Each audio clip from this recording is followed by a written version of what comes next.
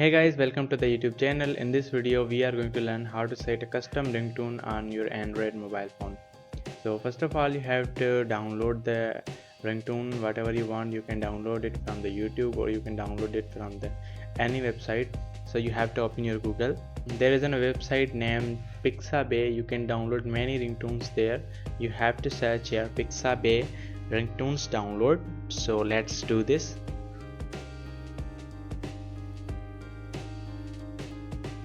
After that, now you can see the first link of pixabay.com is appearing. Click on it and then you can see many ringtones here. You have to download a ringtone whatever you want.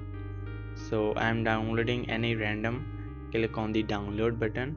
You can play as well. Now you can see the downloading is started and file is downloaded. To set this ringtone, you have to open your settings. Click on it. After that, you have to scroll a bit down and then you can see an option here, sounds and vibration. Click on it. After that, you have to scroll a bit down and then you can see phone ringtone sim 1 and phone ringtone sim 2.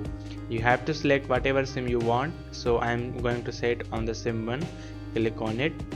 After that, you can see many ringtones here. You have to scroll all the way down and then you can see an option here, add ringtone. Click on it.